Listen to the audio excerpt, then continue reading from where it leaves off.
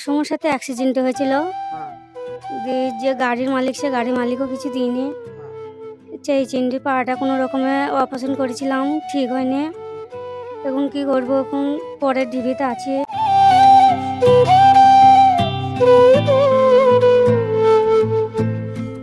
$110 বছর বয়স এই মহিলা। আমি আজকে এসেছি কালীগঞ্জ থানা অন্তর্গত জোরামপুর গ্রামে। হ্যাঁ, এই জোরামপুর গ্রামের যে বাড়িটায় এসেছি, এই বাড়িতে মেঘলি নামে একটা মহিলা, তার একটা পা দীর্ঘ 4 বছর ধরে ভেঙে টুকরো টুকরো হয়ে অচল হয়ে বাড়িতে পড়ে আছে। তার বিয়ে হয়েছিল, কিন্তু বাচ্চা কাচ্চা না হওয়ায় এবং এই পা ভেঙে যাওয়াতে তার হাজব্যান্ড তাকে নেয়নি। তার মাথার উপরে বাবা মা দুই কিন্তু মারা গেছে, এবং ওর যে দাদি হচ্ছে, সেও কিন্তু 100-র উপরে বয়স, 110 বছর। তো এই বাড়িতে এই যে মেঘলি নামে যে মেয়েটার পায়ের পরিস্থিতি এবং 110 বছরের এক মহিলা, যাকে দিদা বলে মেঘলি, এই দুজন কিন্তু সরকারিভাবে কোনো সহায়তা পায় না। হ্যাঁ, এটাই সত্যি। আপনারা সরাসরি না আসলে বুঝতে পারবেন না। রেশন থেকে অনেক মানুষ চাল খেয়ে বেঁচে আছে, কিন্তু সেটাও কিন্তু পায় না। আমি বিস্তারিত জানার চেষ্টা করব। বলছে আপনার এই পায়ের পরিস্থিতি কত বছর আগে হয়েছে? 4 বছর আগে হয়েছে। তো এই পাটা কিভাবে ঘটলো? এইভাবে টাটার সময়ের সাথে অ্যাক্সিডেন্ট হয়েছিল। যে গাড়ির মালিক, সে গাড়ির মালিকও কিছু দিইনি। সেই চিংড়ি পাটা কোনো রকমে অপারেশন করেছিলাম, ঠিক হয়নি। এখন কি করবো, এখন পরের ঢিবিতে আছি। আমার বলতে কিছুই নেই। হ্যাঁ, শুনলাম আপনি অন্যের বাড়িতে আছেন। হ্যাঁ, পরের বাড়িতে আছি। তা আমি এসএমও পাইনি, লক্ষ্মী ভাণ্ডারেও পাইনি, পাড়াতে গ্রামে কোনো সাহায্যও পাইনি। এবার আপনাদের যেটা ভালো বুঝবেন সেটি করেন। আমি কি করব, না খেয়ে হয়তো মরতে হবে, এটাই। আপনার বাড়ি কোথায়? আমার বাড়ি জোরানপুর এই মুহূর্তে। আচ্ছা, আর আপনার নাম? আমার নাম মেঘলি খাতুন। বাবা মা আছে? বাবা মা নেই। তাহলে আপনি আছেন কার কাছে? আছি পরের বাড়িতে আছি, আমার ওই মানে দাদির কাছে আছি। 110 বছর বয়স? হ্যাঁ, 110 বছর বয়স। এই যে 110 বছর বয়স এই মহিলা, এই যে পায়ের দেখতেই পাচ্ছেন একা বেকা হয়ে ভেঙে টুকরো টুকরো হয়ে গিয়েছিল। বলছি এই যে পরিস্থিতিটা আপনারা দীর্ঘদিন দেখছেন, কেউ সাহায্য করে না? না, কেউ সাহায্য করে না। এবং কিভাবে চলে ওরা এখন? এখন ওই চাইছি যদি কেউ দিতে ভালো লাগে দেয়, না ভালো লাগে না দেয়, শুকিয়ে থাকে। ফিতরা মিত্রা কেউ দিচ্ছে না, ফিতরা মিত্রা দেয় না, রেশনে কিছু পায় না, এর সময় কিছু পাই না। তো আপনি এই যে মহিলার জন্য জিজ্ঞেস করছি, শুনছি আপনারও হাজবেন্ড মারা গেছে, তাই না? কতদিন আগে? 8 বছর। তাহলে আপনি কিভাবে চলেন? আমার ওই চেয়ে চলে। এটা কে হচ্ছে সম্পর্কে? ননদ। তাহলে আপনার হাজবেন্ড নেই, ওরও হাজবেন্ড নেই, এবং আপনার সংসার পরিস্থিতিও তো খুব খারাপ শুনছে। তাহলে এই বাড়িটায় যেভাবে পরিস্থিতি এবং 110 বছরের বৃদ্ধা, আপনি ভালো আছেন? কথা বলতে পারে না, 110 বছর বয়স। তো এই যে করুণ দুঃখজনক পরিস্থিতি, আপনাদের না দেখালে বুঝতে পারবে না। এই যে ঘর, অনেক দিনকার ঘর, ইট খসে খসে পড়ে যাচ্ছে। এই বাড়ির পরিস্থিতি দেখেন।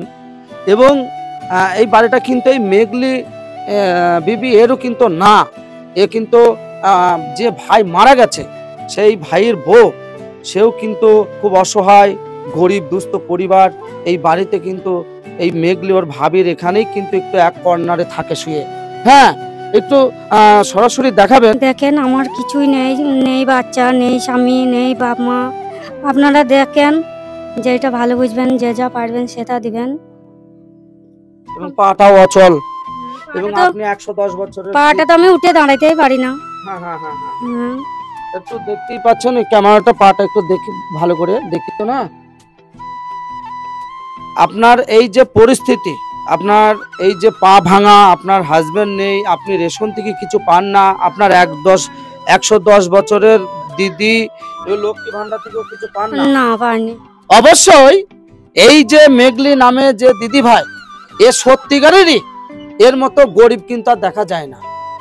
কথায় আছে না, যার মাথায় তেল নেই, যার মাথায় পুরুষ থাকে না, তার অনেক পায়ে পায়ে দুর্নাম বাইর হয়।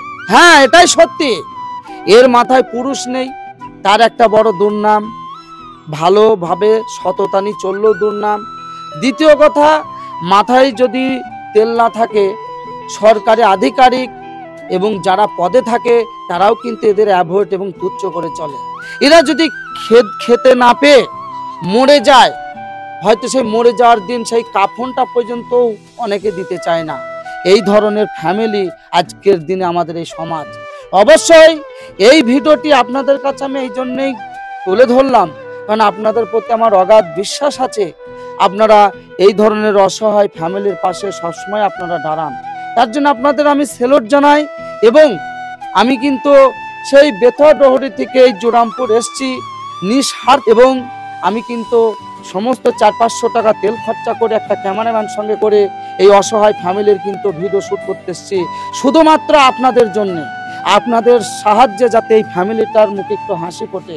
হ্যাঁ, তবে অনেক ক্ষেত্রে কিছু কিছু ফ্যামিলির স্টেট ব্যাংকের অ্যাকাউন্ট থাকে না এবং ফোনপে নাম্বার কি তারা সেটা কিন্তু বোঝেও না। আপনারা হয়তো অনেকে ভুল বোঝেন যে রাকিব ভাই কিছু কিছু ভিডিওতে আপনার কেন ফোন নাম্বারটা দেন। কেন দিই জানেন? কারণ অনেক জায়গা থেকে যারা কিছু কিছু হয়তো 10, 20, 50, 100, 200 দেবে, তারা কিন্তু সঠিক জায়গায় সঠিকভাবে টাকাটা দিতে পারে না যদি সবার কিন্তু এই অ্যাকাউন্ট কিংবা ফোনপে নাম্বার না থাকে।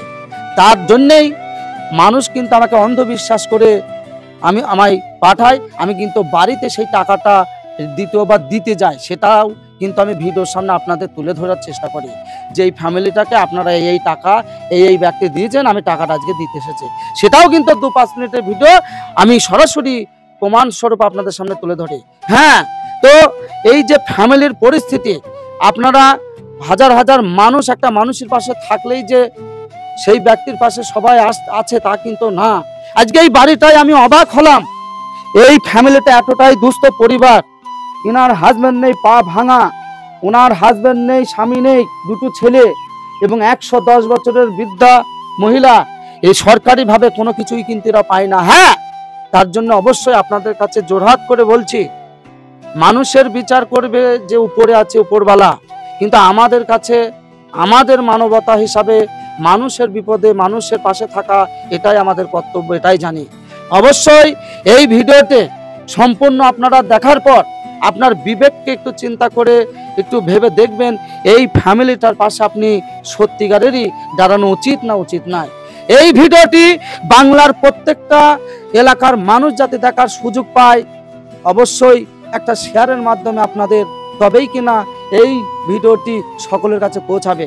এবং দিদি ভাই, আপনি একটু, আপনার দুঃখ তো প্রচুর বেদনা, তা আপনার মনের মধ্যে দুঃখ কিন্তু সবার কাছে প্রকাশ করতেও পারেন না, কেননা মানুষ হাসবে, আপনাকে নিয়ে তুচ্ছ করবে, আপনাকে নিয়ে মজা করবে। এই পৃথিবীটা কিন্তু একটা বড় অবাস্তব। তো আপনার ভিতরের জীবনের সব থেকে বড় দুঃখ কি? দুঃখ আবার কি হবে? আমার তো কিছুই নাই, আমি তো ধরলাম না বেঁচে মরে আছি, সে বাঁচা না বাঁচা একই সমান, তাই না? আমার জীবনে কি আছে? কিছুই তো নেই, সে আমি তো মরাই পড়ে আছি, এখন মরা লাশই ধরতে হবে, তাছাড়া আর কি করা যাবে বলেন?